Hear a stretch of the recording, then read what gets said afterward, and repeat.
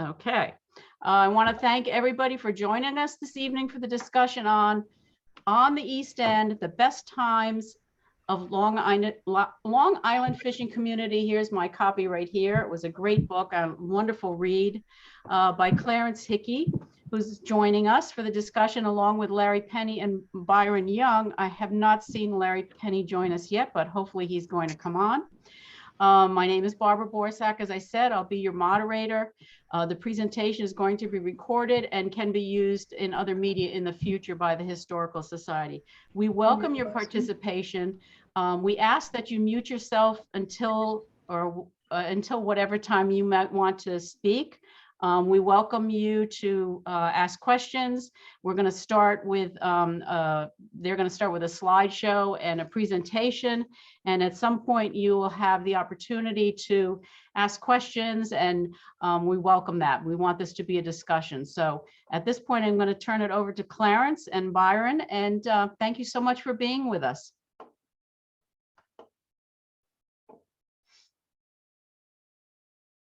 Oh, you muted yourself, Clarence. I didn't mean you mute yourself. We need you to talk. Yeah, anyway, thank you. It's a pleasure and a wonderful opportunity to be here with you all, and I thank the Historical Society for this opportunity. And I continue to thank the Long Island Nature Organization and Harbor Electronic Publishing for making my book a reality. It took quite a while to get there, but we did. And it's so nice to see friends here, people I recognize, some current and some, I hate to use the word old timers, but I see James and Betsy Scroggs here. They are actually my friends here in Maryland, but Betsy has some Bubby Bonaker connections in Amagansett, where I used to live and where we maybe crossed paths a little bit some time ago. But nice to see you guys. So what Byron and I would like to do briefly is just put up a few slides. I have a short PowerPoint here that has some of the photos in the book, maybe a couple that aren't, just to get some discussion going and to enable us to maybe think about some of the issues that the book deals with. So I think I'll go ahead and share my screen.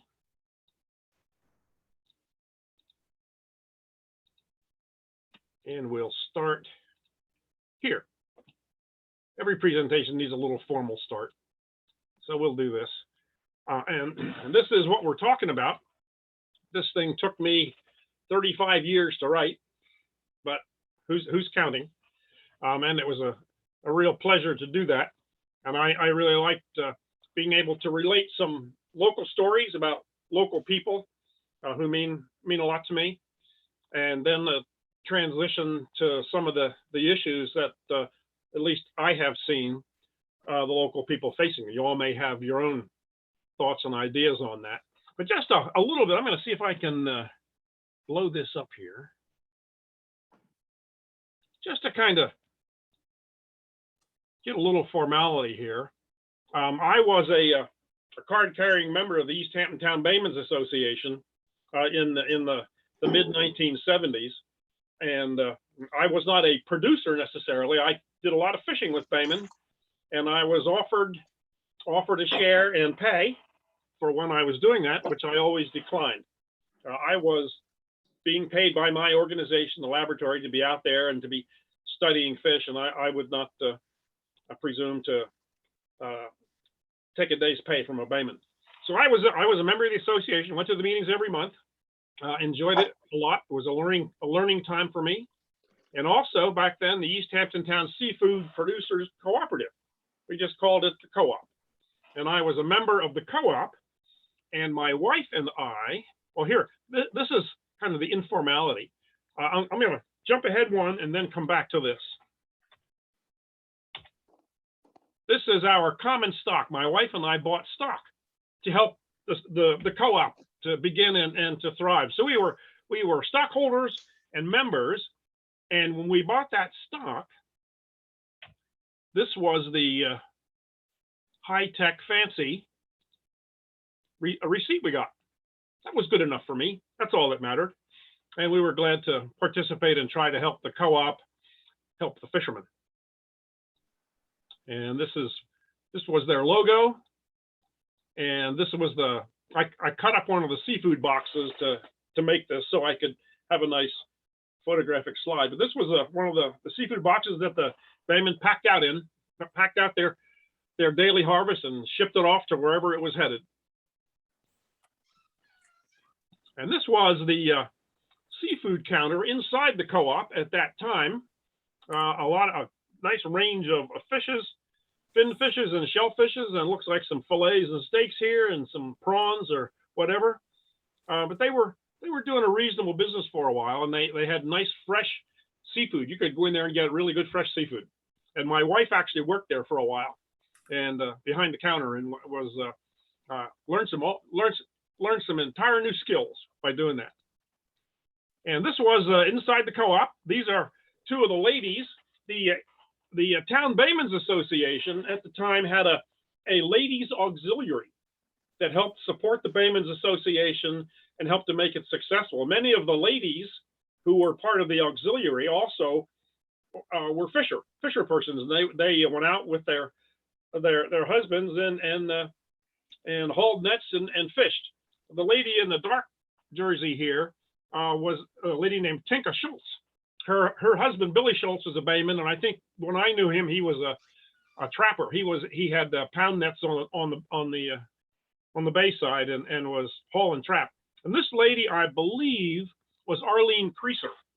Arlene was the wife of another Bayman who I think at the time, George Creaser, I think, may have been a Hallsaner. Does that name ring a bell, Byron?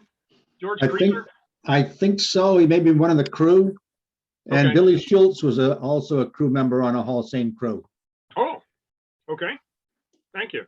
I think They're having a bake sale here to help raise some money to support the co-op and the great things that they were trying to achieve here. This was kind of part of how the local people, the local fishing community worked together to be successful and to be helpful to each other. A little bit of vigor I saw there in that community that was really quite astonishing. They even had produced a newsletter for a few years.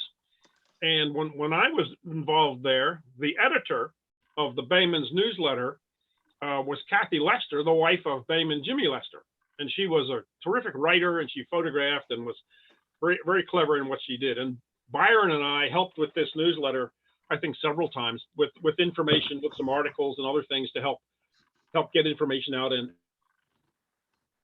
support what the Baymen were doing. The Baymen were not just getting together to support things politically, but they were trying to help the community understand who they were and understand that protecting the natural resources was in everybody's best interest. And that's part of what the Baymen's Association was about, and part of what the newsletter was about. Well, this was my dear old friend, Jimmy Lester, a Bayman. He had the pound nets in Fort Pond Bay on Montauk, and he had a small Chesapeake Bay style dead rise dragger, which I'll show you in a minute. So he was dragging, he was lifting trap, pound nets. He would go clamming and other things. He caught lobsters. You know, the real true Baymen were fishing for it all, and they would follow the seasons and follow the species and follow the weather and be able to do that, and other things. Jimmy was also a very good person with anything mechanical and a good welder. He sometimes got jobs on the side because he was a really good welder. Anyway, this was 1975, and we just come back from his pound nets, and he had a nice haul of striped bass that day. This was a little unusual that he would get a nice haul like this. Not real often, but when he did, you can see the smile on his face. We'd go out early in the morning and motor with his Sharpies to his fish traps. So I'm riding in the back boat, and Jimmy's towing me, and we'd go out and spend the morning lifting the trap, and then get the fish to the market in Montauk Harbor. And this was at one of his traps. And this was a little bit later when he had that dead rise dragger that he used to get to the traps as well. But he had this Sharpie this some people might call it a rowboat, but it's a Sharpie that he made. He built that boat, and he and his buddy there are lifting the trap. That the man you see on the left there was Billy Havens, and sometimes Billy would work with Jimmy and then work with other fishermen as well. Billy Havens was a good fisherman, a good rugged fisherman, and I remember watching Billy when we were on the boats and motoring back to the harbor. Billy started cleaning some of the fish. Hold on here, excuse me.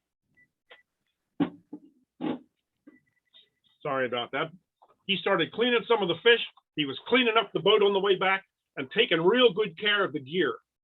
He respected what Bayman needs to have, and have a good, solid, clean boat with good gear that you can count on. And you could count on Billy to help make that happen.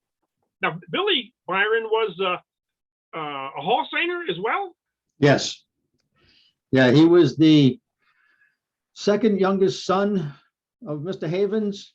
Mr. Havens had 3 boys, Benny, Billy, and Nicky, and then 2 daughters. Okay. And so they fished as a family. Yes. Cool, Yep. Very cool. And This young marine biologist, you got to give this guy some training or something. I don't know. But this was at the co-op. Some of the fishermen would pack out their day's harvest at the co-op for shipping to New York into the city or whatever.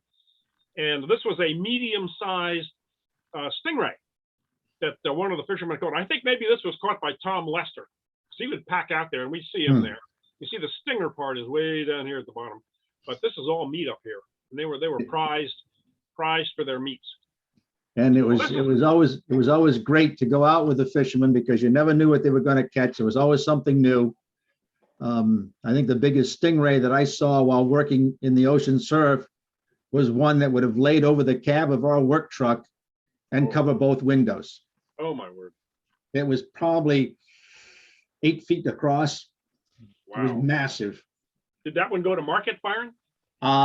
No, I think they put that one back. Yeah. Give you respect though, doesn't it? Yes, it does.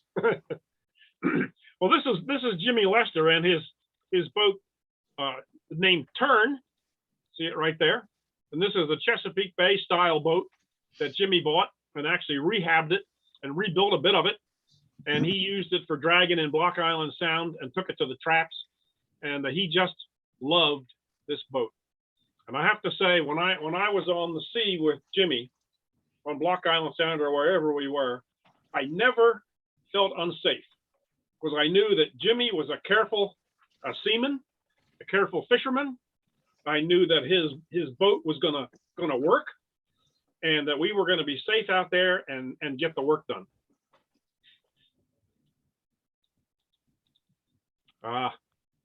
This is Captain Jimmy Lester. I don't want to try my Bonnick accent here because I'd only embarrass myself, but this guy really looks like a Lester, and he was a wonderful man. This particular day at his traps, he had a good harvest of squid, calamari maybe. So some of it would go to, I guess, to food, and some might end up as bait. I've done both with squid. And this is things that Bayman were really good at. This is the engine on his boat Turn, on his workboat. And he could take that thing apart and put it back together again and keep it running. And he was good with anything mechanical, electrical, plumbing, you name it. That's kind of what the Baymen were really self-sufficient and knew how to do that. And when they needed some help, a buddy would come over and give them a hand. They'd help each other out. Well, let me go back here just a minute. In my book, I think my favorite chapter, the one I enjoyed writing the most and enjoy going back and looking at again, is the chapter that I titled Fishing with Jimmy. And that one really speaks to me. Jimmy passed away a couple of years ago. And so every now and then I remember Jimmy and I just go back and look at our stories. So that's my favorite chapter, but I think the most important chapter in my book is the one that I have titled the last best times. a title I don't really like, but that's where I try to bring things together and talk about, when people affect the environment and the natural resources, and those effects come back, they go not just to nature, but come back to us, then we're coming full circle. And that chapter has to do a bit about coming full circle and seeing how the local community seems to be struggling, put it that way. But this, Byron, now this is also a prized photo for me, because I worked with these guys on the beach for a couple of years. Byron, what's going on here? Well, we worked with the ocean haul seine fishermen in the early 70s. We purchased legal size striped bass, which at that time was 16 inches fork length. We purchased them, kept them alive, put them in a holding tank, put physical tags in them and released them. We were looking at movements and migrations and some very crude mortality estimates. So here we are, selecting our fish out of the net. The fishermen were very well, it took a while, but they were cooperative for a long time until management struck, and then things got a little dicey.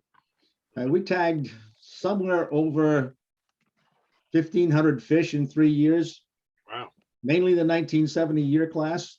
Mm-hmm. But we would get up in the morning with the fishermen, and as you said, go out and work with them while they were hauling net. We would help pick fish or load the net in the dory, make ourselves useful if you could. So now, you've told me this, but I recognize Dave Obrey here, yeah. who also, by the way, was a Vietnam veteran. And this This fellow is Fred Mushak. Right. He didn't stay long in the fisheries field. He went and did tidal wetlands. He spent his career doing tidal wetlands mapping for all of Long Island and the Hudson River, Westchester County. But it was a tough life living out there on the beach with the fishermen. Yeah, I guess it was. Now, And the thing that we did that was good is that we lived in the community. So rather than being, somebody who shows up in a state vehicle with a seal on the side, they could see us when we weren't working. And that, I thought, was one of the best things that happened in my career, was working in the community with the fishermen. Yeah. Well, I agree with that, Byron. It really was eye-opening. Now, those 1,500 fish that you tagged, where did the tag returns come from? All over the coast, from the Chesapeake Bay to the coast of Maine. Wow. I forget what we had. It was about a 10% recovery rate. Mm-hmm. Now, the tag that we were using is called a Floy anchor tag or a T-bar tag. And as we got further along with the survey, we realized that these tags did not hold very well. Oh. So they were, we had a lot of tag loss that we had to account for. Mm-hmm. So the tags they're currently using are tags that they make a surgical incision into the visceral lining and put the tag in like a button into a buttonhole. Oh. So it holds better. It's not up on the back by the fin, it's down on the belly. Right. Yeah, the tags we put in were right under the dorsal fin. Okay. Oh, well, there it is. The wonderful subject here. Remind me, Byron, whose haul seine rig was this? I believe that was Snyder's haul seine rig. Dominic Grace, Harold Snyder, Yes. Kevin Miller, Joe Oshesky, and I forget who the fifth was. They usually ran a 5-man crew, usually, but they would, people would come along and help. I think Danny King had a white Dodge truck like this. I think so, but Danny had the steel dory painted red, white, and blue. It's at the Fisherman's Museum now. That's right. Jimmy Lester had a piece of helping to paint that. Yeah, I like this photo here. Let me see if I can do this again. Just because, you can tell this is a Bonneker's rig here with the yes, bub. And I'm a Bonneker. I said cutter, bub. Yep. I love that. And I believe that's at Napeague Lane. Oh, you think so? Yeah, I think so. That's the area that's been in the news That's lately? the area that they're having a fuss about. Wow. Can you And this is the William Yeah. Havens crew. Each crew had different rigging. The Havens usually had the better rigs. So that's in the boat over the engine is Benny Havens. I think that might be Billy. No, there's probably Sammy Merritt. No, I can't tell for sure. Sammy Merritt was also in that crew. That might be Sammy. That might be one of the boys. In the dory? Yeah. And you can see the seine piled up in the stern of the dory. Mhm. The engine was in an engine well. And what they did, the way that's rigged up, the truck would back into the surf. There was always a line attached to the front of the truck that was backing into the surf right there. So if they got stuck, the truck on the beach could haul them out with a capstan. Wow. I remember you talking about, and then you mentioned Sam Merritt. I remember you talking about him saying what a good doryman he was. Yep. Yep. They all were. They would help each other out. There were a couple of times, I think Calvin, at one point, Calvin or Jens turned turtle in their dory. The dory was upside down. Oh. And they were able to yank it out of the surf and nobody got hurt. Wet a little bit, but nobody got hurt. And this, if I'm correct here, I remember a bit about this crew and the man. Let me go back one here. This guy here, if I recall, who wore this baseball style white hat with a long tail. I think that was Mr. Havens. I think so. I remember we were on first name basis with just about all the fishermen on the East End, except for Mr. Havens. Yep. He commanded that kind of respect. And the other one that commanded that kind of respect was Captain Bill Lester. And it was always Captain Bill. Is that right? Yep. Wow. When we were first working out there, Captain Bill was probably in his early 80s and was still working the winch in the back of the truck. Wow. Wow. What Holstein crew was he with? Do you remember? With Calvin Lester. Yep. He was the grandfather. Right. Well, you can see that this is early morning with the shadows facing west. Now this is this when they pulled the dory back out of the water? Yeah, the dory is onto the trailer and now they're beginning to haul the net back. Well, they're winching the dory up onto the trailer. And somewhere close at hand is the line attached to the end of the seine. And at this point, once the dory is secured, two people would get up into the dory and begin to load the net for the next haul. So rather than just pulling it up on the beach and then having to go back and load it again, do extra work. So they would work from both ends. At this point, the other truck is probably close to half a mile away. Well, this method of fishing now, I guess, is no longer. Is that right? Correct. But the fishermen they're ingenious. They're not haul seining, but they're gill hauling. So they've changed the configuration of the net, more of a gill net size mesh. And they're hauling it. I think there's one crew, maybe two, working off Napeague, catching their striped bass this way. So the gill net has a larger mesh size than the Holstein? Yeah, a little bit. And I don't think their gill hauling net has the big, huge bunt or bag at the end of the net. I have not seen that in operation. I think this was the Havens. Yes, it is. Yep. I just kind of like that view of things. Very, very clever. Well, and this is a little bit about what my book is about, at least that one chapter, talking about we the people, and then what our responsibilities are, or might be, or could be. We can rely on the conservation regulations and other things to get things going and to be helpful, but it's not unusual for environmental regulations to come after the problem is already manifested. So you're probably a little catch up. And I'm not believing that people are going to be willing to go out and just do all this themselves, but I have a little bit of hope that way. And we can talk about that if you'd like.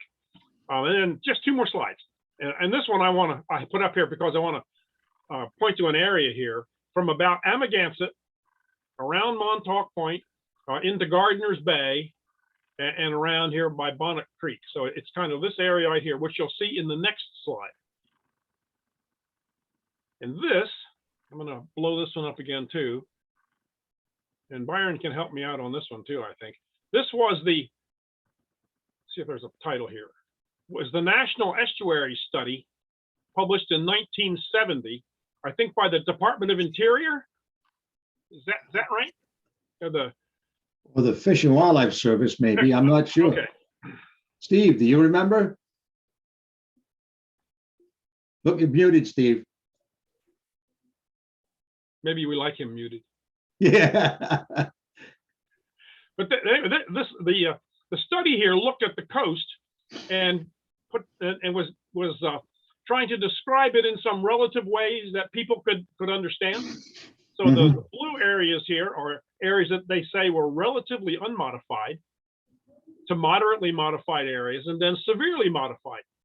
And if I go into New Jersey here, this South Jersey, this is Cape May down here, and some of the beach resorts up here are, fully modified. And as we come up the coast, I find it really interesting to look out here in the ocean off New York and say, well, relatively unmodified. Well, it's ocean. But I wonder how all this might be judged today. I don't think this study was ever repeated. Do you know about that, Byron? No. No? I don't think so. So then let's come back out here to where we are and look at what they say about this area of Long Island. Relatively, but then this relatively unmodified from Amagansett around the point in the Gardiner's Bay. I'd love to know how this might flesh out today. It'd be really nice if it was the same. It certainly would not be blue. You don't think so? No, with all of the development and all of the shoreline loss too. The beaches that we knew way back when are no longer there. Really? No, I mean erosion or yeah, what? erosion. All of the bluffs at Montauk, they've cut back 20 to 50 feet. Wow. Is it the light? Pardon? Is it the lighthouse? Well, no, it's been eroding since Washington built it, or had it built. But it's just the natural littoral drift of the sand from east to west. And it continues to cut. Yeah. Well, that's just because, and I don't know what else to say about this, but yeah, the area that we love. Yeah, the thing that's interesting with that slide that you just had up is that the various estuary programs now have taken up the mantle of trying to save or work with. So you've got the Peconic Estuary Program, which covers all of that area from Montauk into Riverhead and out to Orient. The Long Island Sound Study, which is New York and Connecticut.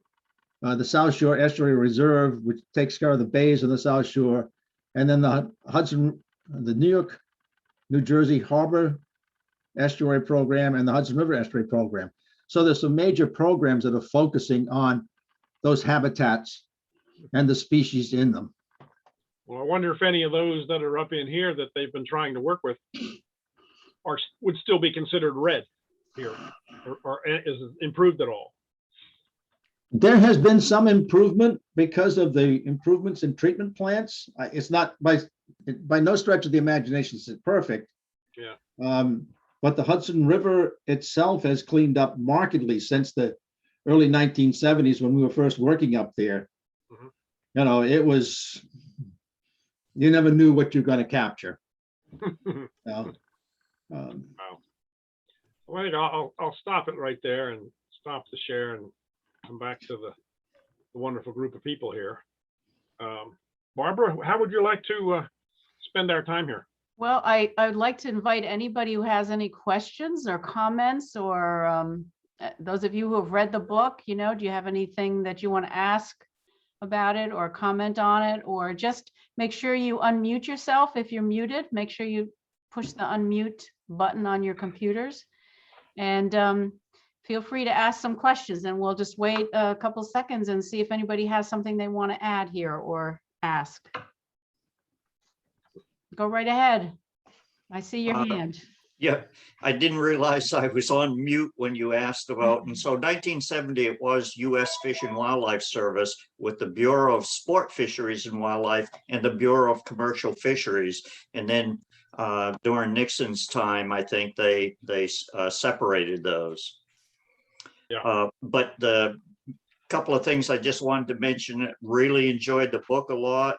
At some point, if I'd like to get it to you, I have a fantastic interview with Milt Miller. And it's primarily related to the fact that my wife's great uncle, Judson Bannister, was the village mayor in East Hampton for 18 years, from 1936 to 1954.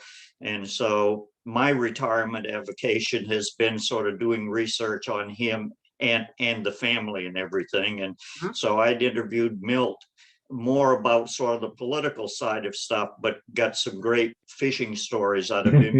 And then secondly, got a signed copy. I bought the book and then I got it autographed by Peter Matheson on Men's Lives. Yep. Oh, yes. Oh, wow. That's the quintessential book about Bayman and fishing on the East End. That's terrific. Thank you, Steve. Yeah. For those of you who came in a little later, a couple of us were on before the 7 o'clock time, and there's a couple people here I knew way back in the day, and I had to be reminded that Jessica James, Jessie, actually worked at the Ocean Science Lab for a time, one or two summers maybe. Yeah, and then Steve and I crossed paths there, and also through the fisheries societies and some other things.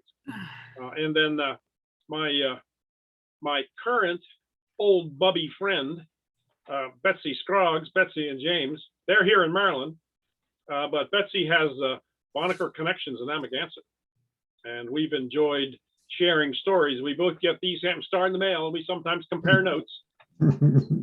So I'll just if any of you had my grandmother, so my mother was Ruth Griffing. She grew up in Amagansett on Atlantic Avenue.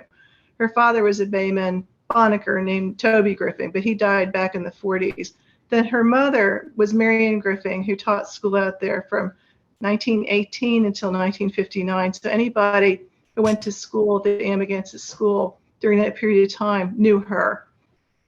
Yeah, my friend, Bayman friend Jimmy Lester, who you saw on the slides, had her as a teacher, and he told me a couple of times that Jimmy was one of those old family Bayman. All he wanted to do was finish school and go fishing, which he did.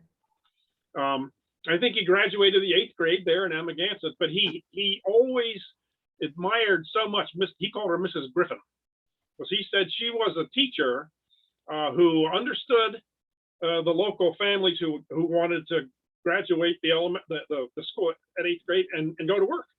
And she made sure that she got them the best education that she could before they left. And he always appreciated that and always spoke up very highly of Mrs. Griffin.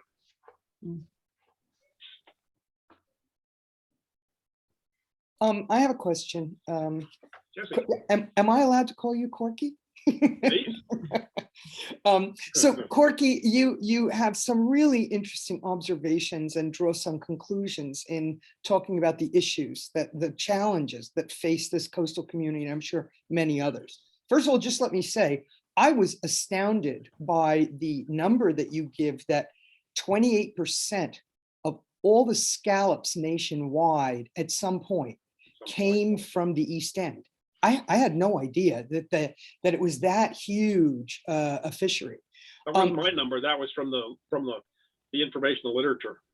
It's amazing. But you know, you talk about the complicated relationship between sort of personal or group responsibility and government regulation. And how those two, you know, those two things, they sort of coexist. They're not necessarily in harmony and so forth. But the question becomes, and you said that a lot of regulation is backward looking, right? It's reactive rather Not than always, proactive. but it can be, yeah. And so my question is, looking forward, I'm wondering about a positive spin for the future, positive possibility. So for instance, you know, things like oyster farming, which I don't think there wasn't any commercial oyster farming when in the early 70s, was there? No, That's what I remember. No, Byron, do you? no, there I don't wasn't think any. so. Yeah, so That's a new. so we've got oyster farming now. Now they're talking about kelp farming. I'm not sure exactly what's involved there and where that's going, but I'm wondering if there are bright spots and how you encourage this kind of innovation that might help to drag a depressed area of fishers out of the doldrums. And you talked about, which I think is really key, and I'm very interested to see if something's changed since you wrote the book, about communication and publications. You underscored, I think, really valuably the importance of communicating and having published scientific papers and communication within the community and between scientists and fishers and so forth. Is there any, it sounded like kind of depressing, frankly, that those publications that you really seem to get so much input to and things out of, is any of that improving in any way? Do you see any sort of movement there? Well, I might ask Byron to speak to that. The one thing that I think that I wrote about that maybe you're referring to was the New York Fish and Game Journal, Right. which was a really nice local and regional conservation journal, and that was kind of wide sweeping in the kind of research and papers that were in there, and it always felt like a privilege to me to when something was accepted for publication there. But that was with the DEC, Byron, right? Yes, it was. Yeah, it was a DEC publication. And it went out of existence in the mid 1980s, all because of budget. And at that point, the cost of publishing the New York Fish and Game Journal, I think twice a year, was $50,000. And it was a publication that was not quite as rigorous as some of the more, like the American Fisheries Society Journal, the Canadian journals. But it was certainly something that, anybody could publish in. The Chesapeake Science was also like that. They've gotten a little more rigorous. I think they're still in existence, but getting something published these days is difficult at best, I think. So that the Fish and Game Journal, I think a lot of people like you and me and scientists read it, but I think a lot of the public did too. I talked to some folks in New Jersey in the must have been the latter 70s. Some people doing fisheries work on Barnegat Bay, and they had the Fish and Game Journal, and they said, "You guys in New York are so lucky. You have this outlet for what you do. In New Jersey, we have none." That's how I felt. Yep. No, and it was a fuss. I mean, I was one of the people that, fought hard to keep it, but just the powers that be said, no, we need to have that money to go somewhere else. It was a shame. And my recollection was that at one point that was the 27th most cited scientific journal for fisheries. Is that right? Yeah. No, now it's completely gone. It's a shame. The Division of Marine Resources just moved from its old office on Belmead Road to a new office near the Nissaquag River, and the library with all of Phil Briggs's old papers and all of the Fish and Game Journal papers. Yeah. Gone. Wow. Now the university library took some of it, fortunately, but they didn't take all of it. It's just like, that's very short-sighted. Yeah, that really is. And Jessica, you were talking about fisheries management, and it's always reacting to what has gone on. It's a year, what happened last year is you're reacting to this year. And you can't forecast very well what a fisheries is going to do. You can try to forecast it, but then you got to play in the weather and other things that might take place that would affect the reproductive success. So it's always a backward looking process. And it's, you try to reach out to people and provide them information. But a lot of times it's not readily accepted, putting it kindly. So it's a difficult task. It just seems that nowadays, with the sophisticated computer world that we live in, that somebody like Corky could be able to do a lot of inputs from the backward looking data and translate that into some really sophisticated modeling. I don't know. I mean, some people must be doing that, right? But this is probably something you're saying is not readily accepted by anyone, probably, right? Is that it? Yeah.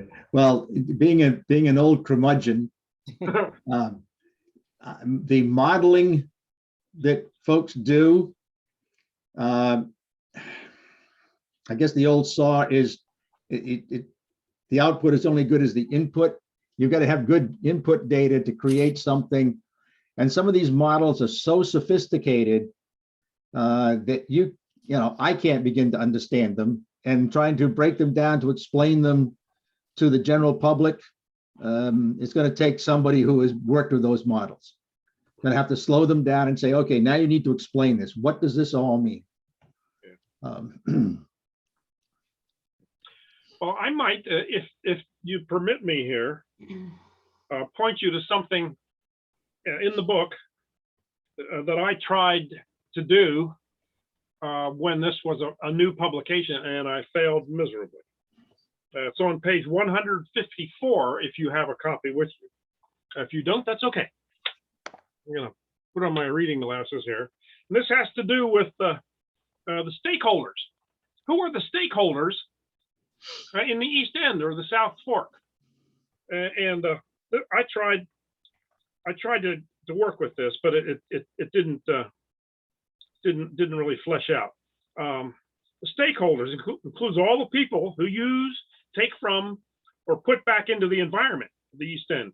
It includes the native and resident people, as well as those who visit the East End seasonally, like me, and use its lands, waters, beaches, and bays. Those with second homes who live on the East End or rent their homes there are among the stakeholders. Those who come from New York counties to the west and north to fish by boat on the East End are stakeholders, as are those from nearby states who vacation on the East End and arrive by car, train, airplane, ferry, or private boat. These are all the stakeholders. I was reading an article in a scientific journal recently that talked about environmental degradation in a place that was caused not just by the people who have boots on the ground there, but by all the people around who influence and do business there. And that term was called telecoupling. You know, we do telehealth and teledoctors these days. This was telecoupling. And that had to do with the drivers of environmental degradation acting at a distance. Those in faraway places whose work, whose life influence the East End. It's a geographic separation between supply and demand. And what I was talking with the publisher about when this book was new was trying to get the word out about what I'm trying to say here in those areas where there are stakeholders in Nassau County, in New York City, in Connecticut, northern New Jersey, the people who come out to the East End for whatever, or do business and sell their goods that find their way to the East End. All those are stakeholders, all who have a piece of affecting the environment. And I'm one of them. You know, when I drive out to the East End, I'm in my car and I'm spewing stuff out as I go along, you know? So that's a tough subject. And unfortunately, I think that just never happened. This wonderful local publisher, Harbor Electronic Publishing, you can now get, it's an ebook now too on Nook and Kindle and wherever. And they just did a fantastic job. But I think they just weren't able to reach out as broadly as I was hoping might be reached. And not so I can make any money. I wrote this book not to make a nickel. I wrote the book because there's something that I wanted to say. And that's still the case. I hear from the publisher, well, it's modest sales. They're being kind. I think you make a wonderful point, and I agree with what you're saying about the stakeholders. The problem is, how do you engage the stakeholders? Right. Because we can't even get them to take garbage off the beach when they leave the beach. that's right. How Right. are we going to get them to, care about the fisheries? I mean, it's just a frustrating thing when you live in a resort community like we do, and they treat it like their playground. I find it very frustrating. Yeah, I totally agree with you, and that has to do with a person's own feelings toward an environment or toward others. When you degrade the environment, you don't only just affect the land or the fishes or whatever. You degrade it for the people who would use it after you. Mm-hmm. So you're really disrespecting the environment, and you're disrespecting those who might like to come and have a good experience. And that really concerns me. I'm going to go back to the book. If you tolerate one more paragraph here on page 160. And this is one of my lamentations, I suppose. A degraded harvest by East End fishermen, which I think we're beginning to see, is not just an issue of their plight in these modern times. It is a symptom of a much larger societal uses of land and impact on the environment. These commercial fisheries, our local barnacles, therefore are a sort of a canary in the East End environmental mine. When the canary dies in the mine, everybody leaves because there's gas. Mm-hmm. Or when the East End local people are struggling, it's sort of an indicator, a symptom. And I just say here, we all should be concerned about this, but obviously we all are not. Yeah, and that's a valid point. The resources that the folks on the East End rely on, not so much the shell fisheries resource, but the finfish resource, that's a coastal issue. And sharing that amongst all of the folks from the reaches of the coast, from Maine to Florida in this case, is a tough nut to crack. The fish that are produced in the Chesapeake Bay, Maryland, Virginia, those are our fish. Those are mine. We want to catch them the way we want to catch them. Yeah. And then the other coastal states, well, we want to catch them a little bit differently. They're all stakeholders in the fisheries arena, not so much in the environmental, but the environmental does play a role. So it's a huge picture. The bay scallops, I'm not sure if anybody's caught any bay scallops this year. I've heard very bad things about bay scallops on the East End. That they had a massive die-off in the middle of the summer. The adults, they did set some spat from what I heard, but they did that last year too. And then no harvest? And no harvest, no. I don't think there was but a few hundred pounds harvested in 2020. And there's probably going to be zero harvest, or close enough to zero to be a zero. Yeah. Back on page 160 in the book, I talk a little bit about something that Aldo Leopold taught me in his many writings. And he coined this term noumenon. And he was talking about the species of grouse, I think somewhere in Wisconsin, that was vanishing. And he said when this grouse vanished, the whole system seemed different to him. And that for me is what happened with the bay scallop. The bay scallop was a local resource under a lot of local control, some state control, some local control, and an individual fisherman's control on how they chose to harvest. But for me, when the scallops vanished, the whole system, the fishery system, just seemed different. And I sensed in talking to some of them, watching some of the fishermen, that when that vanished, something happened to them. They were affected personally Mhm. when that happened. One of the things Clarence. with the bay scallop fishery, within the last decade, the baymen, the towns, the county, and the state got together and changed the season cooperatively. Ah. So that the season was supposed to open, I think, the first Monday in November. No, before that, it would open in September or October. But because they wanted some extra growth on them, they pushed it back to November, and it worked out very well. The other thing with the bay scallops is a habitat issue in the amount of eelgrass that's left on the east end, or Great South Bay or Shinnecock Bay. It's just not there. So their habitat has been completely impacted. And this is something outside of, fisheries management. This is a habitat management thing, some water temperature, some diseases. And I think, some part of it is just running boats where they shouldn't run boats. So all that affects the bay scallop's success in living, Yep. I guess. And Yeah, it does. Yep.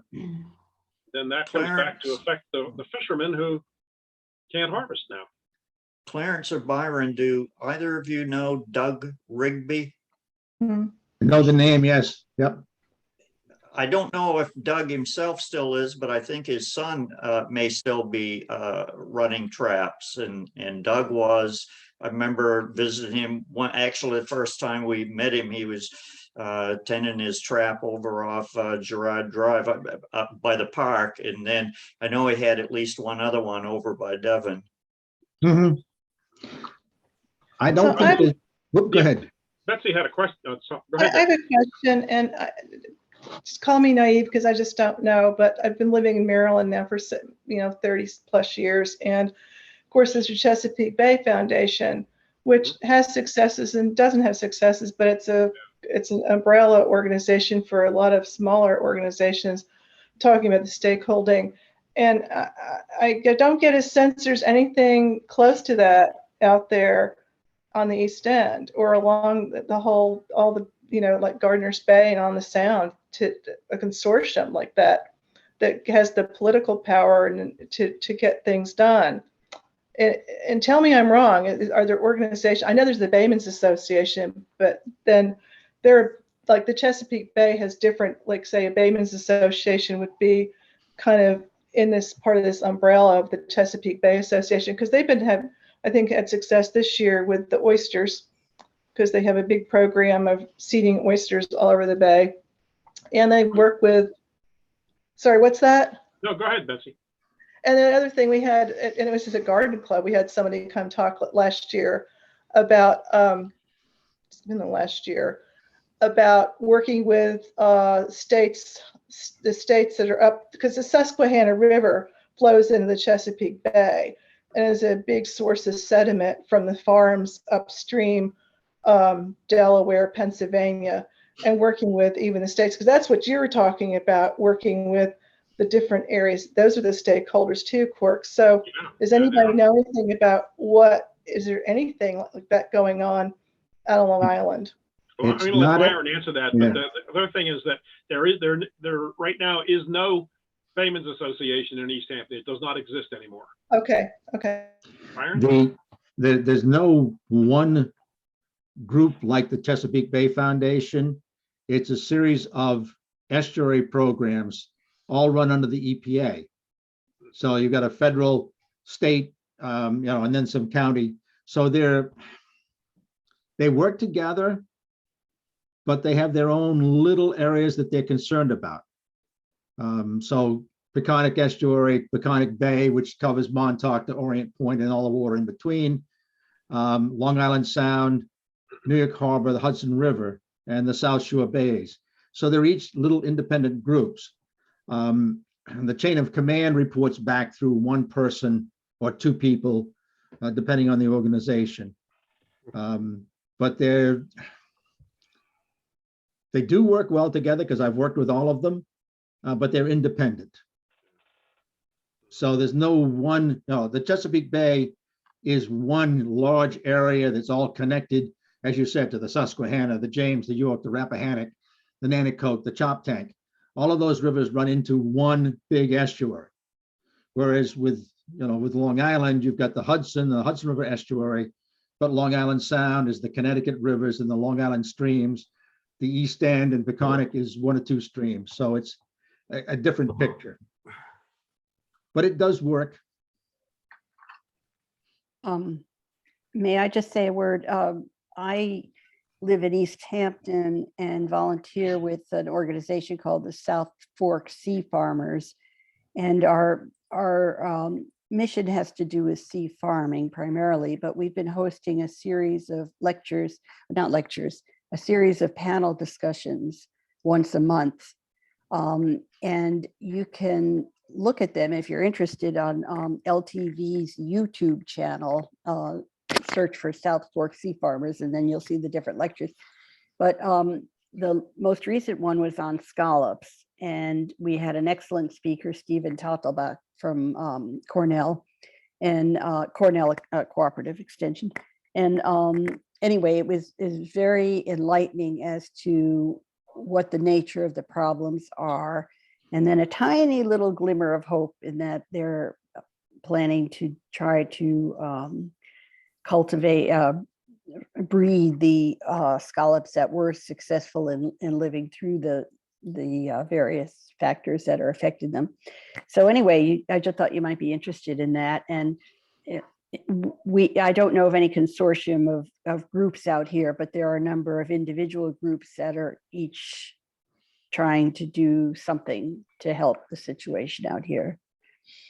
Thank you for that. Susan, did you hear the question that Jessica James asked a little while ago? She was asking about oyster farming and kelp.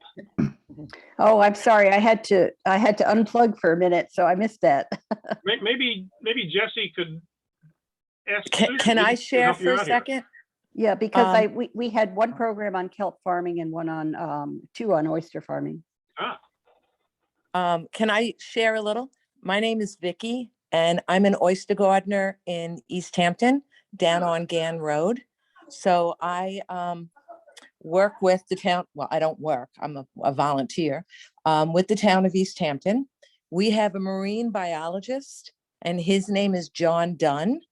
And we work with SUNY Stony Brook and Cornell. This has been my first year doing the oyster gardening. It was extremely successful. I see many positive things happening. And this oyster gardening that we are doing with John Dunn with barley is really not only with oysters, but we're also working with clams. And it's all with the shellfish hatchery. And I see many positive things happening with this. Mm-hmm. Yes. Well, that's good luck there, Jesse. Maybe that helps you understand a little bit about this. Well, we have, the interesting thing, Corky, is that I don't think we had the East Hampton Town Shellfish Hatchery when you were here, right? I'm not sure when that started. I'll bet it wasn't until the late 80s or 90s, but they're in the old NIOSL lab. That's what's in there now.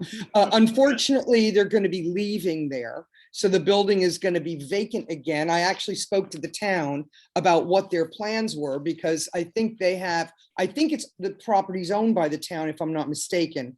And they've got a mandate that it has to be used, I think, for some kind of marine purposes. So, I mean, I think that's an opportunity in terms of somebody going in there either with kelp farming or it would be great to see that rehabbed and really used again as a marine facility. Yeah. Absolutely. Yeah. Sounds like possibilities here. You are asking Jesse about some possibilities going forward, not just looking at the degraded things, but some upbeat things happening. Maybe this is a piece of that. Yeah. By the way, speaking of upbeat things happening, the Eagles are back, Corky. We have bald eagles now regularly in Montauk. All right. Yeah. I saw 2 bald eagles today in Southampton. There you go. And we also have them in Springs on Bonnet Creek. Yes. Bonnet Creek has eagles? Yep. Yeah. Yes. There's a nest at Bonnet. Oh, Mhm. Yeah. At this point, I'm aware of at least 15 bald eagle nests on Long Island. Wow. are you still involved in the bird count there, Byron? Yeah, yeah, Yeah. yeah. They all started from the pair that started on Gardiner's Island. Wow. So I'm not sure how many pair are on Gardiner's Island. You just can't get there from here. All right. Mhm. Well, that's good news. Well, does anybody else have a question? We've gotten to our 1 hour mark, but I don't want to stop anybody from asking a question. If anyone else has a question, we can go for a couple more minutes, but I'm just gonna give you a second. I would offer up to the group here too, my email address, if anybody wants to continue to discuss some of this in some way that I could be helpful. But there's so many helpful people on this Zoom tonight. It's wonderful. I Yes. just want to say I enjoyed your book. Thank you. Yes, this is a great Rachel, do read. you have a question? You're muted. You're muted. Who's that? Who was it that had a question? I can. Rachel. unmute. Rachel, you're muted. We can't hear you. Rachel, I have her as unmuted here. Huh. Hi, it's Hmm. because I was using a speaker. Sorry, there can you hear me now? Yes. Yes. Hi, thanks. Yeah, my question, thanks for this event tonight to the Historical Society and to Mr. Hickey for the book, which I read a few years ago. Now I'm going to go take it off the bookshelf again. For those of us that just love this area, it's always had a magic, the working waterfront, seeing the baymen at work and seeing the crews work the ocean front. But in your distance from this world for a little while and all of your decades of experience, is there something that makes our place really special or magical? Of all the fishing communities that you've visited and spent time living in and so forth, is there something that's special about our story? Are we older? Are we using techniques that are older than anywhere else? Or is there something that makes us unique that you can think of right off the top of your head when you think of the East End and the South Fork? Well, I hesitate to say unique because sometimes fishing communities have a lot of similarities, but I guess what always struck me and was how the local fishing community stood together. And I remember particularly the Holsteiners on the beach.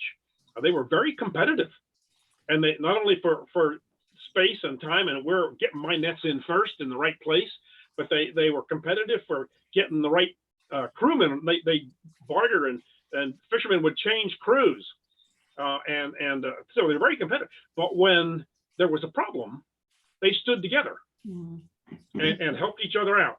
Mhm. Even the competitors, and you know that's just the way they were, and that was the community that my wife and I lived in Amagansett. And we went to the little local Amagansett Presbyterian Church there and got to know the local people, and they were wonderful, friendly, helpful. They stood together. They'd help you in any way, and when you have community like that, and you have the gorgeous surroundings of the bays and the ocean and the salt marshes, you know, probably my favorite piece of land on planet Earth was Louse Point, because I just love Bonnet Creek, and I go there in the winter, be the only person within eyesight on the water or on the land, and the wind would be blowing 30 miles an hour, but that salt marsh smelled so good. And I think that combining a local community that stands together in a place where they've been for a couple hundred years, you know, there's a lot of local indigenous knowledge. The local people have a lot of knowledge about the resources. And when I started out there as a young marine biologist, boy, did I have a lot to learn. I talked with a draggerman in Montauk, and we talking about the lab where I worked, and he looked at me and he said, "Is anything you do at that laboratory going to help me catch more fish?" I said, "No, sir, probably not." And I told him that I'm going to learn more from you than you're going to learn from me. And I think that was the way it was there. And I would echo that sentiment. Well, And yes, Steve, you're muted.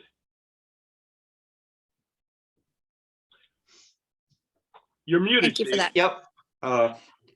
In terms of the uniqueness or the specialness, I guess, of the year, because even though I'm from away and just visit a couple of times a year, but have done that for a number of years doing family research and everything, I have always been struck by Everett Rattray's book, The South Fork, because he gets into the land. And I think the people in these fishing communities and everything understood the importance of that land and the shores and the bays and everything, and what it could produce and how they could make lives from it. And it ends up being, to me, a product of sort of the special habitat that is there. And that's why, for me at least, to see things not working quite like that now, and to see the local people struggling, and see the fishermen struggling, and some of the fishermen telling their younger kids, "Don't be a fisherman." But yeah, now if you look at speaking of that, just one more thing: the cover of my book, the boat that you see on the cover here, I didn't know it at the time, but Jimmy Lester straightened me out. That boat belongs to Calvin Lester, one of the Holsteiners, who passed away a few years ago, and it's now used by his son and daughter, Danny, and I think Susan is his daughter, and they're both baymen. And when this cover photograph was taken by one of the two ladies who runs and operates Cameo's Books in Sag Harbor, one of the ladies is a photographer.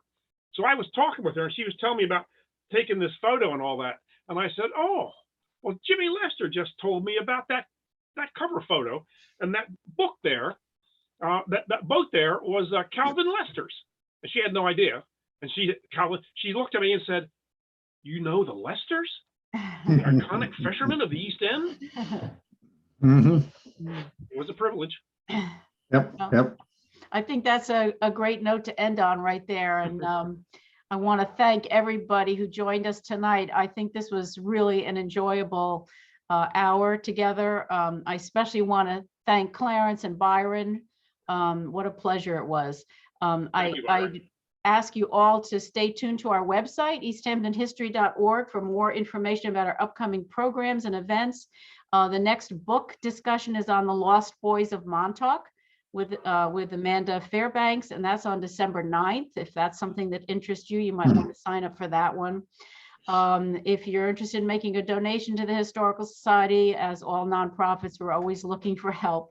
So if you want to continue to help our mission and education programs, you can do that on the website as well. So thank you so much, everybody, for coming and joining us. And thank you, especially Clarence and Byron. Thank you for the great book, Clarence. It was such a treat to read. And I was able to relive some of my youth just reading the names and some of your memories. So Can we get the email? The Yes. email? Can we get the I email? can see it right here. My email is Whitney Lake, WHITNEYLAKE, and the number 1, Whitney Lake 1 at AOL.com. Whitney Lake is my fishing spot in the Pocono Mountains. And if anybody didn't get that, just write to the Historical Society. Someone there will give it to you. So thank you so much, everybody, for coming. Really appreciate it. And Thanks for putting it on. Thank Great to see you, Corky. Thank you. Nice to see some I'd say old friends, but friends. Bye-bye. Bye-bye. Nice to see everybody. Thank you. Bye.